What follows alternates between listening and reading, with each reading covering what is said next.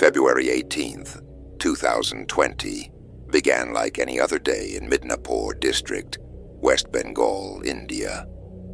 But as dawn broke, near Jurkali Ghat, an eerie scene disrupted the quiet morning. Around 6 a.m., locals noticed a peculiar fire blazing near the riverbank. At first it seemed ordinary, perhaps someone burning trash, but soon a sinister stench, sharp and unmistakably like burning flesh, spread through the air, drawing curious onlookers closer.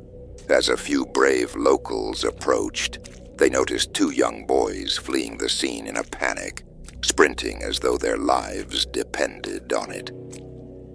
Their suspicious behavior set alarm bells ringing.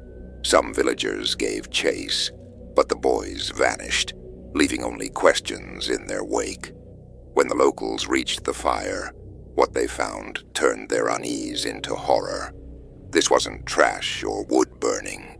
It was two human bodies, one almost entirely consumed by flames, the other partially burned. Shocked and desperate, the villagers rushed to douse the fire using water from the nearby river. As the flames died down, the grim reality became clear. The charred remains of a woman and a young girl lay before them.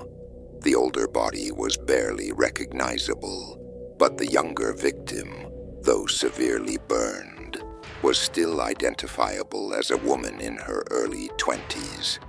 The police arrived swiftly after being alerted. Their initial investigation confirmed the villagers' fears. This was no accident. Nearby, a freshly dug pit hinted at an abandoned plan to bury the bodies. For reasons unknown, the perpetrator had chosen fire instead. A forensic team was called in to gather evidence, and the remains were sent for post-mortem examinations. Days later, the results painted a chilling picture. The completely burned body was that of a 40-year-old woman, while the partially burned remains belonged to a 22-year-old girl. The identities of the victims remained a mystery. The police circulated descriptions to nearby stations, hoping to match them to missing persons reports. But days turned into weeks, and no one came forward to claim the victims or report them missing. The case grew colder, but the questions only grew louder. Who were these women? What dark secrets had led to such a gruesome end? And who were the boys fleeing the scene? As investigators dug deeper, they realized they weren't just chasing answers. They were unraveling a nightmare that refused to let go. The post-mortem reports provided the first shocking revelations. Both victims, a 40-year-old woman and a 22-year-old girl, had been drugged with a powerful sedative before being brutally murdered. Once unconscious, they were strangled to death. To cover up the crime, petrol was poured over their lifeless bodies, and an attempt was made to burn them beyond recognition. With no missing person reports matching the victims' descriptions, the police turned to social media for help. They shared every detail they had about the two women, urging the public to come forward with information. For days, their appeals went unanswered, until one call changed everything. A man contacted the police reporting that two people he knew had gone missing.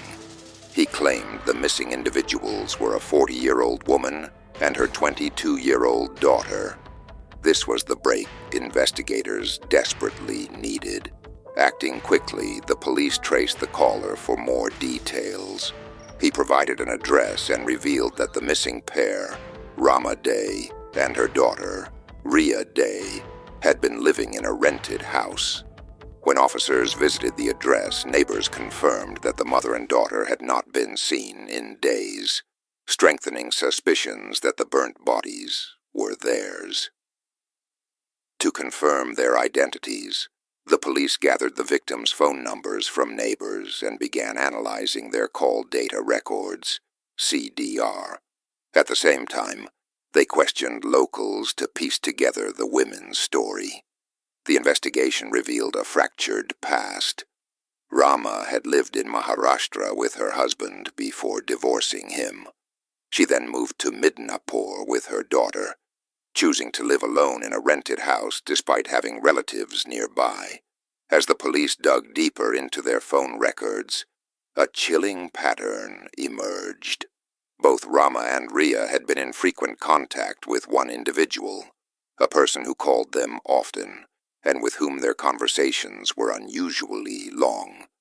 This person quickly became the prime focus of the investigation.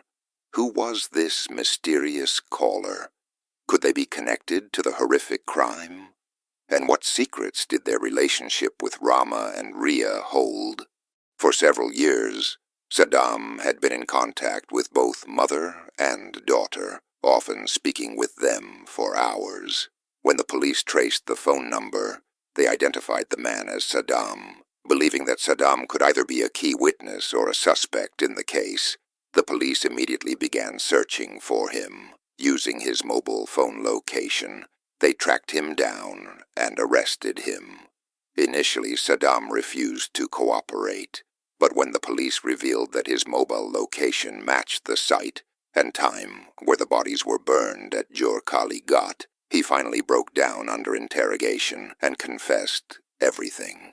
Saddam admitted that several years ago he had met Rama Day, the mother, and their casual conversations eventually turned into a close friendship. This friendship quickly deepened into a romantic relationship. The relationship seemed smooth until Rama's daughter, Ria, who was 22 years old, also became involved with Saddam. Ria, deeply in love, began living with Saddam in a rented room in the new Barrackpore area, while her mother Rama lived separately in another rented house nearby. At first everything seemed fine, but one day Ria discovered a shocking truth. Saddam was already married and had children, a fact he had hidden from both Ria and her mother. Devastated by the revelation, Ria confronted Saddam. To pacify her, Saddam promised to divorce his wife and marry Ria. His assurances worked, and he even went ahead with a court marriage to Ria.